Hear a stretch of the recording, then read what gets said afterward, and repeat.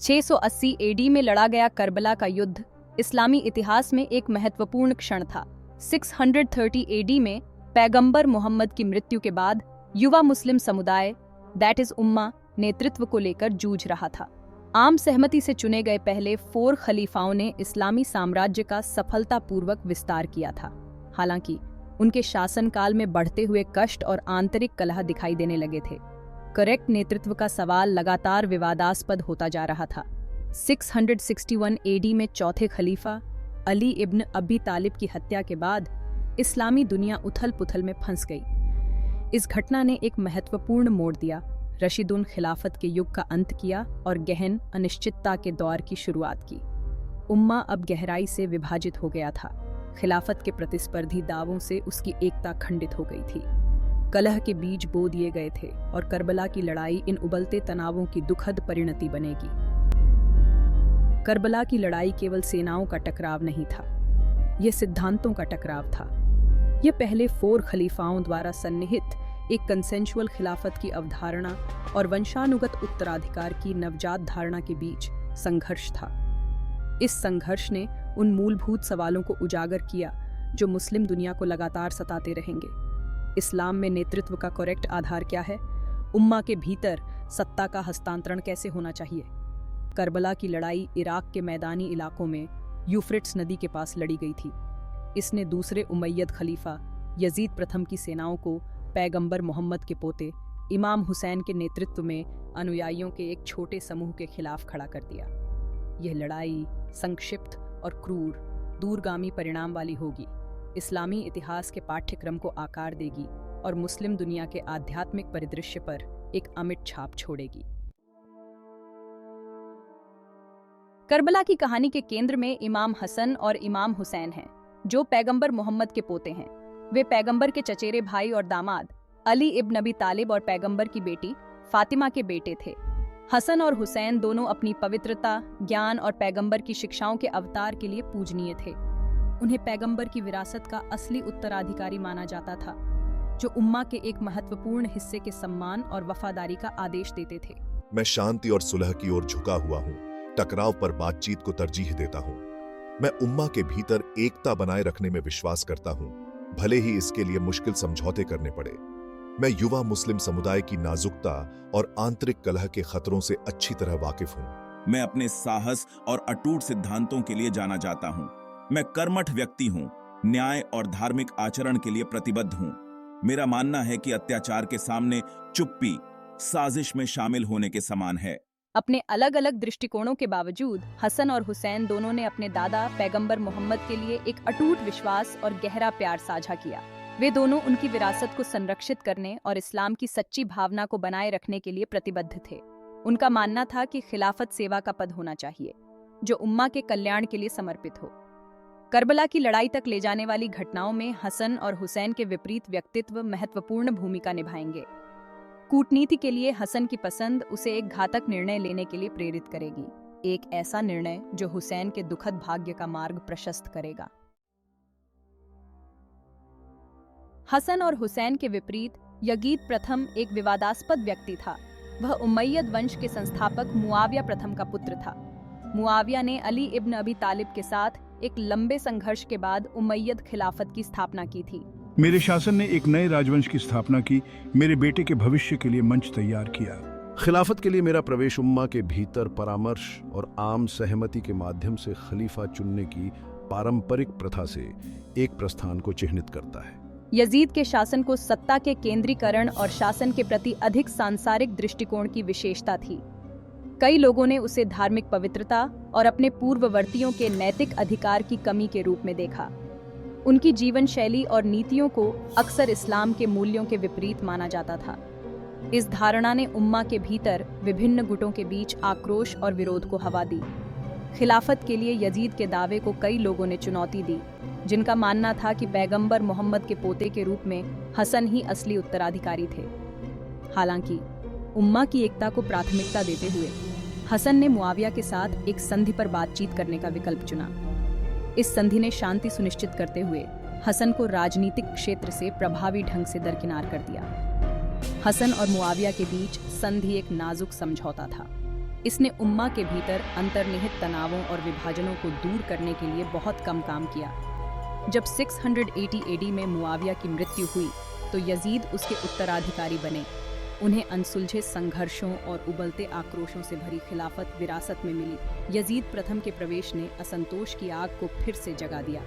कई लोगों ने उसे एक नाजायज शासक के रूप में देखा, एक सूदखोर जिसने दैवीय अधिकार के बजाय राजनीतिक पैंतरेबाजी के माध्यम से सत्ता हासिल की थी। उस टकराव के लिए मंच तैयार किया गया था जो इस्लामी दुनिया की नींव को ही परखेगा। यजीद प्रथम के उत्तराधिकार ने इस्लामी दुनिया को एक नैतिक संकट में डाल दिया। उम्मा को एक कठोर विकल्प का सामना करना पड़ा। यजीद के शासन को स्वीकार करना, उसकी वैधता और चरित्र के बारे में सवालों के बावजूद, या उसके अधिकार का विरोध करना और न्याय और धार्मिक नेतृत्व के सिद्धांतों को बनाए रखना। कई मुसलमान यजीद के उदय से बहुत परेशान थे। उन्होंने उसे सांसारिक शक्ति के प्रतीक के रूप में देखा, एक शासक जिसने उम्मा के कल्याण पर व्यक्तिगत लाभ को प्राथमिकता दी। उन्होंने इस्लामी मूल्यों के प्रति उसकी प्रतिबद्धता पर सवाल उठाया और डर था कि उसके शासन से भ्रष्टाचार और अत्याचार होगा। मुआविया के साथ मैंने जो संधि की थी उससे बंधे होने के कारण मैं यजीद के दावे को खुले तौर पर चुनौती देने में असमर्थ हूँ। हालांकि मेरी चुप्पी स्वीकृति का संकेत नहीं देती है। मैं उन लोगों के लिए आशा की किरण बना हुआ हूँ जो एक न्यायपूर्ण और धर्मी नेता के लिए तरसते हैं। मेरी उपस्थिति हवेवर राजनीतिक क्षेत्र से हटा दी गई है, खिलाफत के वास्तविक आदर्शों की याद दिलाती है। मैं यजीद के शासन को अपने दादा पैगंबर मोहम्मद की विरासत के लिए एक गंभीर खतरा मानता हूँ। मेरा मानना है कि यजीद के अत्याचार का विरोध करना और न्याय और धार्मिक नेतृत्व के सिद्धांतों को बनाए रखना मेरा कर्तव्य है। हसन और हुसैन की अलग अलग परिस्थितियों ने स्थिति की जटिलताओं पर प्रकाश डाला। यह गहन नैतिक अस्पष्टता का समय था, जहां व्यावहारिकता और सिद्धांत के बीच की रेखा धुंधली थी।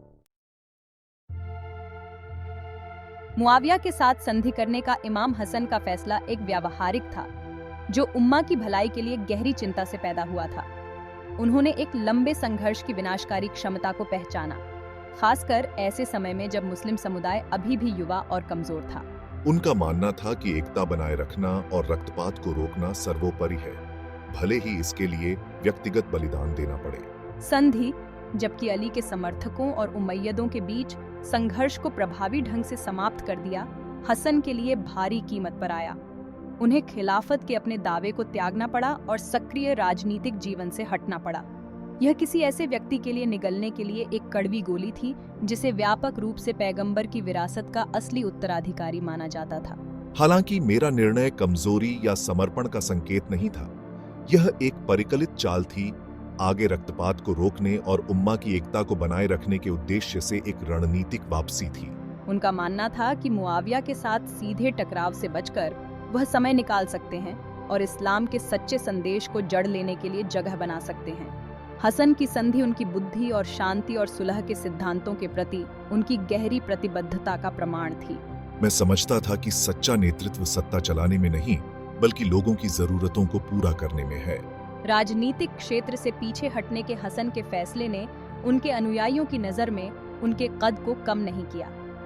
वे पवित्रता, ज्ञान और आध्यात्मिक अधिकार के प्रतीक बने रहे। उनकी वापसी को हार के रूप में देखने के बजाय गहन बलिदान के कार्य के रूप में माना जाता था। 669 एडी में हसन की मृत्यु के बाद नेतृत्व का भार हुसैन पर आ गया।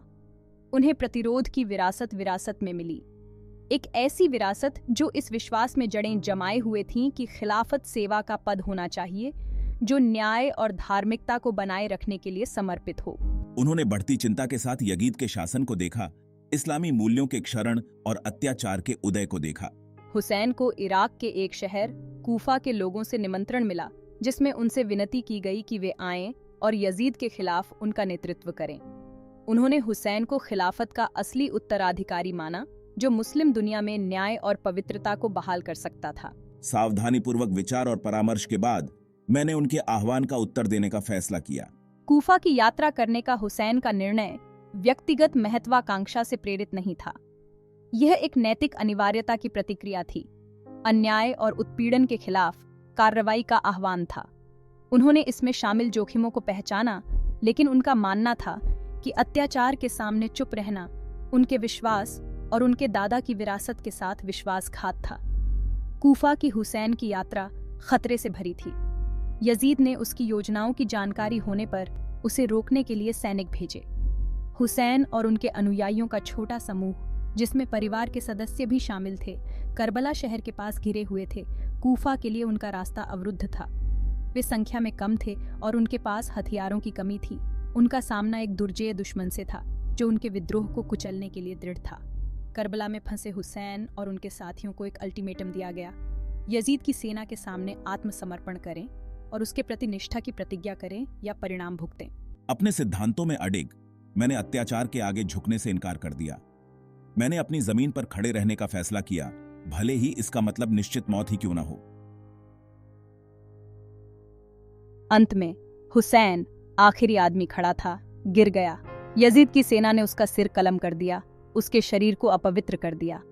उसकी मौत की खबर ने मुस्लिम दुनिया में सदमे की लहरें भेज दी। करबला की त्रासदी अच्छाई और बुराई के बीच, उत्पीड़न और प्रतिरोध के बीच संघर्ष का प्रतीक बन गई। करबला की लड़ाई इस्लामी इतिहास में एक महत्वपूर्ण मोड़ थी।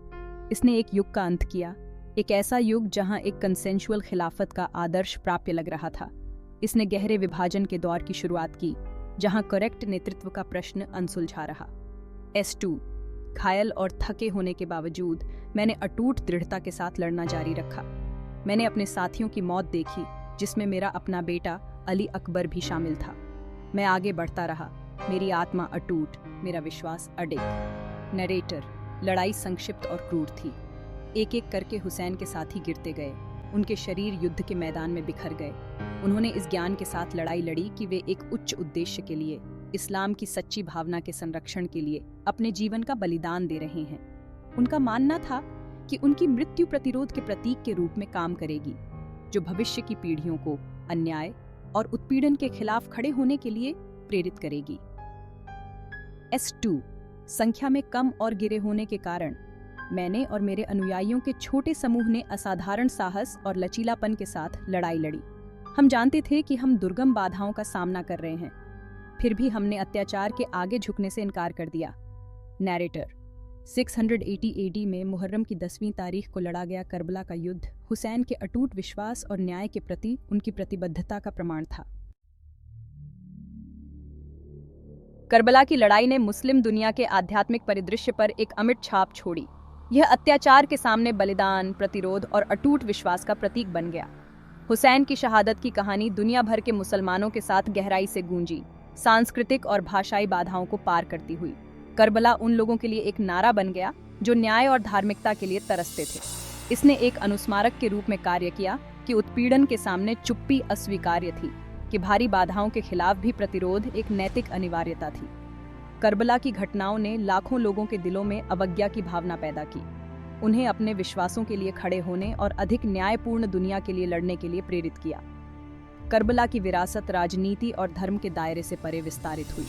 इसने कला, साहित्य और कविता के अनगिनत कार्यों को प्रेरित किया। यह इस्लामी विद्वता, धार्मिक प्रवचनों और धार्मिक समूहों में एक आवर्ती विषय बन गया। हुसैन के बलिदान की कहानी पीढ़ी दर पीढ़ी चली आ रही है, यह सुनिश्चित करते हुए कि करबला के सबक कभी न भुलाए जाएं। करबला का स्मरणोत्सव विशेष रूप से मुहर्रम के महीने के दौरान इस्लामी परंपरा का एक अभिन्न अंग बन गया।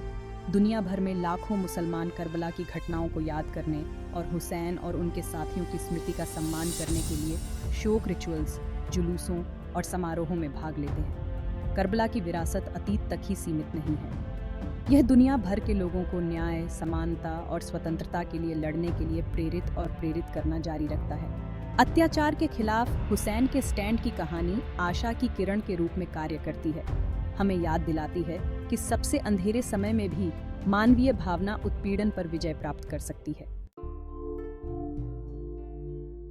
करबला की लड़ाई, हावेवर, एक विशिष्ट ऐतिहासिक संदर्भ में जड़ें जमाए हुए है, एक सार्वभौमिक संदेश देती है जो समय और स्थान से परे है। यह अन्याय, उत्पीड़न और सत्ता के दुरुपयोग के खिलाफ स्थायी मानव संघर्ष की बात करता है। यह हमें याद दिलाता है कि अधिक न्यायपूर्ण और न्याय संगत दुनिया के लिए लड़ाई एक सतत है, एक ऐसी लड़ाई जिसमें साहस, बलिदान और सिद्धांतों के प्रति अटूट प्रतिबद्धता की आवश्यकता होती है। हुसैन की शहादत की कहानी सभी धर्मों और पृष्ठभूमि के लोगों के साथ गूंजती है। यह विपत्ति के सामने साहस, संदेह के सामने अटूट विश्वास और एक बड़े अच्छे के लिए निस्वार्थ बलिदान की कहानी है।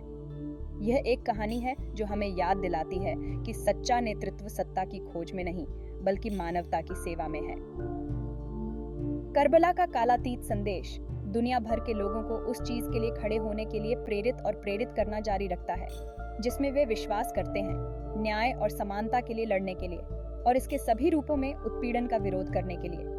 यह हमें याद दिलाता है कि अधिक न्यायपूर्ण और मानवीय दुनिया के लिए संघर्ष एक सामूहिक है, एक ऐसा संघर्ष जिसके लिए हमें एक बेहतर भविष्य की खोज में एकजुट होकर एक साथ खड़े होने की आवश्यकता है।